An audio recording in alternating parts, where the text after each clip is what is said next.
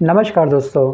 हम सभी जानते हैं कि नवंबर मंथ में महाराष्ट्र विधानसभा चुनाव, झारखंड विधानसभा चुनाव और उत्तर प्रदेश, केरल और आपका पंजाब में उपचुनाव होने वाले हैं।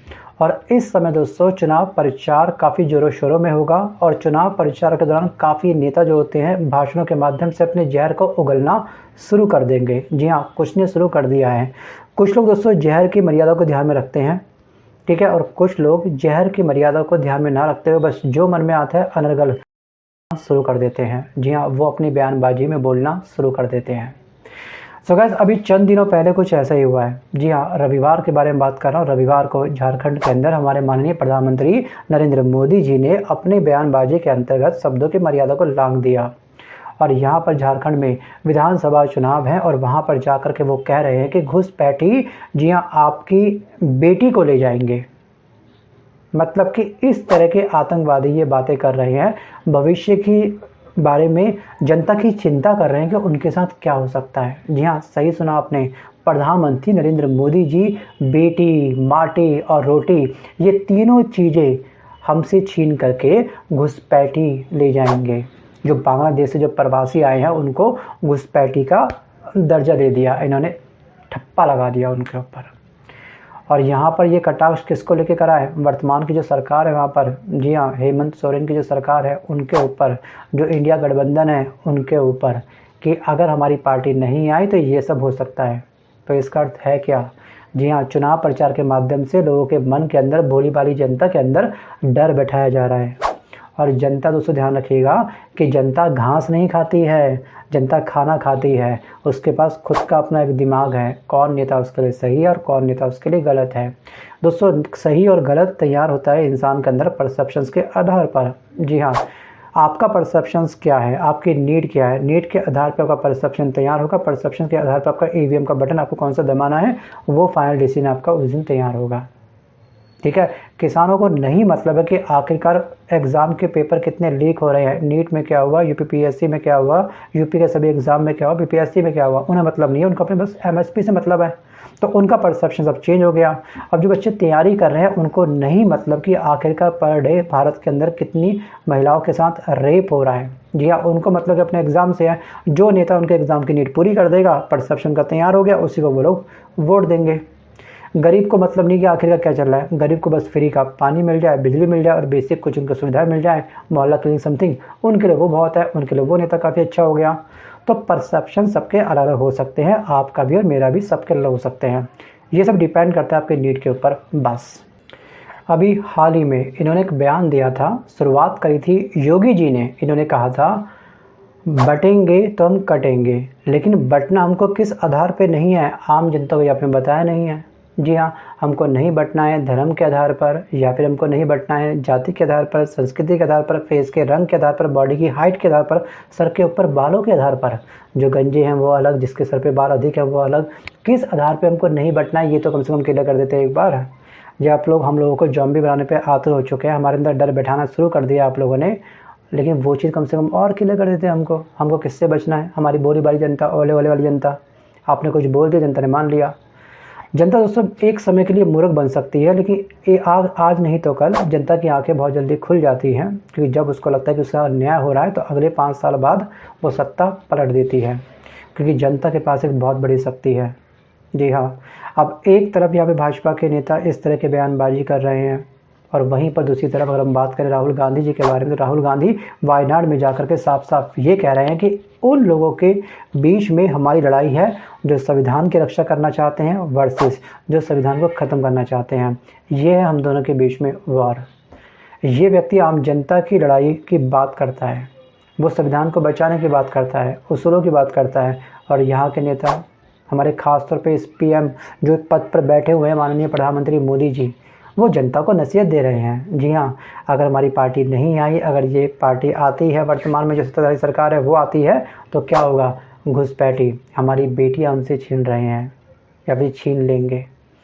सबसे पहले आपको बताना चाहूँगा दोस्तों, माननीय प्रधानमंत्री मोदी जी, और रोटी की आपको चिंता है, हमारी बहुत अच्छी बात है। हमारी बेटी की आपको चिंता है, बहुत अच्छी बात है। आपको हमारी भैंस की चिंता है, हमारी माटी की चिंता है। भैंस के बारे में बयान दिया था, जी हाँ, कि ये घुसपैठी हमारी आधी संपत्ति ले जाएंगे, अगर हमारे पास 2 भैंस है तो 1 भैंस ये चोरी करके ले जाएंगे।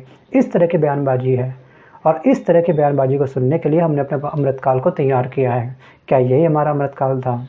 अब एक चीज़ मैं यहाँ पे आपको और ऐड करना चाहूँगा सॉरी, वो ये कि आखिरकार ये जो प्रवासी हैं, जो बांग्लादेश से यहाँ पर आए हैं, जिसको घुसपैठी की इन्होंने संज्ञा दे दी है, तो ये कहाँ से आए हैं?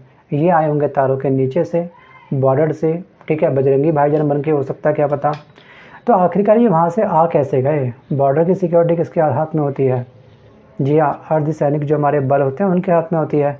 और जो बॉर्डर की सिक्योरिटी किसके अंडर में आती है? गृह मंत्री के अंडर में आती है। और वर्तमान के गृह मंत्री कौन है? अमित शाह है। तो उस समय ये चिंता क्यों नहीं हुई थी? जब ये इन्होंने एंट्री ली थी इंडिया के अंदर, तब इनको क्यों आने दिया? उसी समय रोक दिया होता तो शायद आपके सामने ये जो आपको ट्रम्प कार्ड खेल रहे हैं अपना, ठीक है, चुनाव प्रचार के समय में घुसपैठी की उनको जो संज्ञा दे रहे हैं, शायद आपका ये बयानबाजी तैयार होता ही ना तब, अगर आपने तभी उस समय रोक लिया होता तो। क्वेश्चंस मार्क है। अब घुसपैठी कौन है? घुसपैठी को किसने बुलाया है? किसने शरण दी है वास्तविकता रूप से? अब आप समझदार हैं। वीडियो को पॉज करके आप मुझे कमेंट पक्का करिएगा। और दूसरा एक सवाल मेरा आप सबसे ये है कि चुनाव आयोग जब भी किसी भी नेता को, जी हाँ, परमिशन देता है चुनाव लड़ने की, ठीक है, नामांकन फिल करते हैं, नामांकन वेरीफाई होता है, फॉर्म वगैरह, अगर परमिशन दे रहा है तो चुनाव आयोग कभी कभी उनकी जो मेंबर होती है, मेंबरशिप जो होती है, उसको कैंसिल कर सकता है। क्योंकि हमारा संविधान हमेशा ये बोलता है कि भाषा के आधार पर, ठीक है, विशेष धर्म के आधार पर, विशेष लिंग के आधार पर आप वोट नहीं मांग सकते हो, अपने वोट बैंक को आप इस तरह से स्ट्रॉन्ग नहीं कर सकते हो। अगर चुनाव प्रचार के टाइम पर अगर इस तरह की बयानबाजी किसी नेता ने करी है तो उसकी जो, जी हाँ, जो राजनीति है वो खतरे में आ सकती है चुनाव आयोग के द्वारा। लेकिन यहाँ पर, जी हाँ, चुनाव आयोग को केंद्र सरकार एक हल्का सा इंस्ट्रक्शन देती है, जी हाँ, डेट चेंज कर दो, तुरंत वो डेट चेंज कर लेते हैं। आपको मालूम होगा हरियाणा विधानसभा चुनाव की डेट क्या थी? 1 अक्टूबर। बीजेपी के कहने पर डेट शिफ्ट कर दी गई। क्या कर दी गई? 5 अक्टूबर। आपको याद होगा अभी चंद घंटों पहले, जी हाँ, जो आपके चुनाव थे, उपचुनाव थे उत्तर प्रदेश के अंदर, केरल के अंदर, पंजाब के अंदर, उसकी डेट क्या थी? 13 नवंबर, 13 नवंबर। उसको शिफ्ट कर दिया गया कब? 20 नवंबर। किसके कहने पर? बीजेपी के कहने पर। तो फिर क्या चल रहा है इंडिया के अंदर? और दोस्तों, जो हम माला जाप करते हैं सुबह शाम, ईवीएम मशीन बेवफा निकली, चुनाव आयोग ने धोखा दिया, रिजल्ट आने के बाद ये तो होता है। क्योंकि दोस्तों ये सवाल बनता रहेगा। क्यों बनता रहेगा? क्योंकि दोस्तों यहाँ पर ईवीएम मशीन पर 100% कोई भी पार्टी फेथ नहीं कर सकती है, कोई भी आम जनता फेथ नहीं कर सकती है। इसका सबसे बड़ा एग्जाम्पल ये है कि जो, जी हाँ, विकसित देश हैं, उन देशों के अंदर ईवीएम मशीन से अब तक, जी हाँ, चुनाव प्रचार क्यों नहीं करवाया गया। आज है 5 नवंबर। 5 नवंबर को अमेरिका के अंदर राष्ट्रपति चुनाव होने वाले हैं, बल्कि अब संपन्न भी हो चुके हैं चंद घंटों पहले।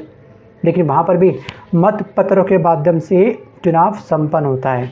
जर्मनी हो गया, फ्रांस हो गया, ऐसे कितने सारे देश हैं जो ईवीएम मशीन का प्रयोग नहीं कर सकते।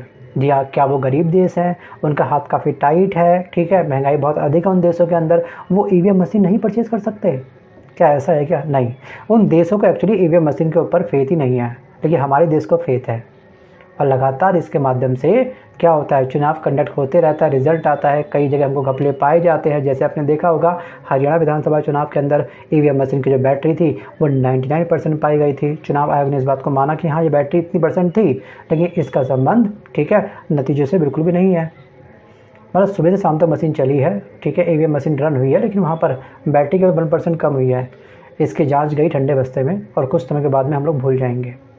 वापस आता हूँ टॉपिक की तरफ, ठीक है।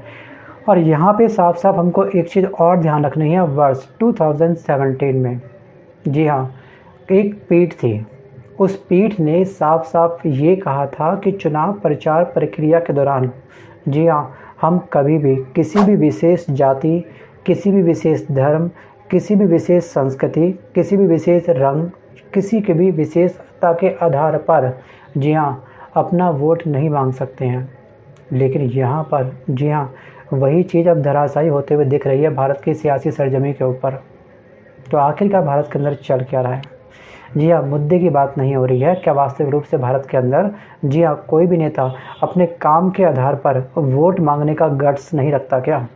जो अपने कामों को गिनवाए कि मैंने ये सब काम किए हैं।